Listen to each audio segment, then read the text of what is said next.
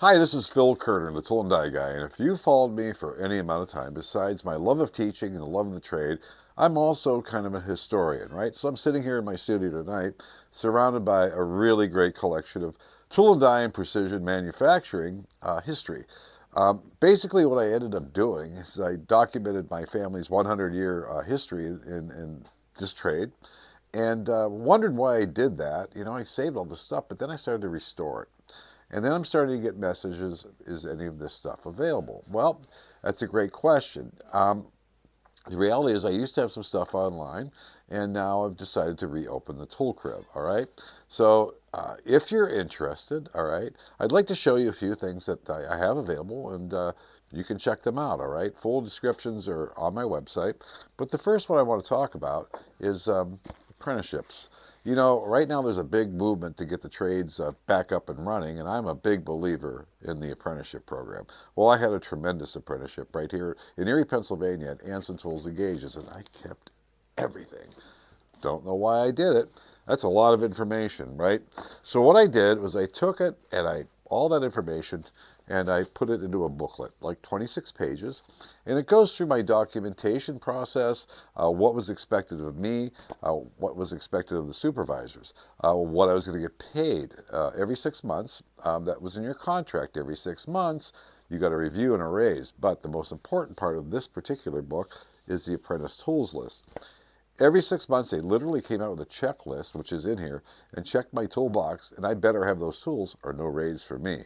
Now, if they were on order, I would get my raise. Do you have those tools? Well, if you ever wondered what we had to buy in 1980, it's right here. And very detailed. Starrett, this, Lufkin, this, or Lufkin, Michitoyo, all Brown and Sharp. It's all right here, all right? So that's that. Number two, I've talked a lot about how much I learned staying after work and building my own tools. Well, Anson's actually encouraged that to the point where they had their engineering department give us little drawings to do our own, make our own stuff. You know, I've got 1, 2, 3 blocks in here. I've got parallels. I've got solid squares, sign bar. Then for fun, because I know a lot of people had some interest in some of my other stuff, it is pin gauge I made. I've got the drawings in there for that, and then I've also got this beautiful toolmaker's vise that I made. So that's 11 drawings there in this package. Well, one of my favorite parts of my apprenticeship was learning ball dimensions and math. Because in the mold industry, we deal with angles a lot, and I was a real nerd. I took some really nerdy notes. And you guys that are older remember these composition books. It's kind of got a cardboard cover on it. So I redid this whole thing right down to the cardboard cover of my personal notebook, and you can kind of see what a nerd I was. All my math problems, right? And I colored in those triangles, not for you guys, back then, so I could see the triangles and understand the math.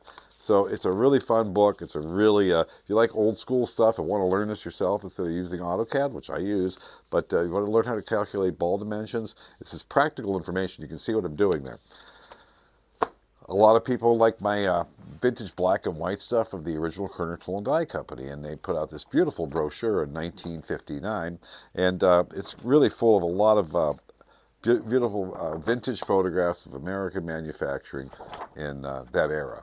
And so I reproduced this, and it's a nice piece and take you right back to that era, okay?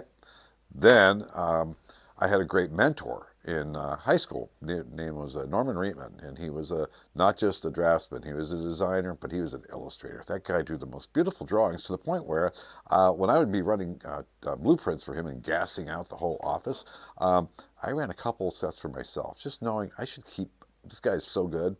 Well, the problem was the blueprints were awesome, and I have them, but after 50 years, they're kind of faded and yellow, and I tried to restore them. They didn't come out bad, but last year I got a hold of some of his original tracings. So we've got the black pencil lines on white tracing vellum. I had that scanned in, and then I inverted it to the classic white lines on dark blue paper. And you can kind of see one here, but it's a 24 by 36 poster. And man, talk about a nice addition for over your bench or in the garage or for your wife, you know, anniversary. telling you.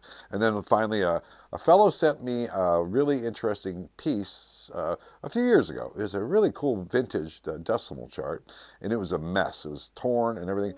And I pieced it back together, digitally put it back together, and enhanced it. And that's also available as a 24 by 36 poster. So it's called the Tool Crib, and you can buy as much of this stuff as you want. Depends how big of a bite you want to take out of the trade tonight. Everything's available individually, but for 1 week only. If you want the whole enchilada, I'm going to knock $100 off, and just to get this stuff out here. That's why I saved it. I always knew, I guess deep in my heart, that somebody might want to see this stuff someday, and I think that time is now.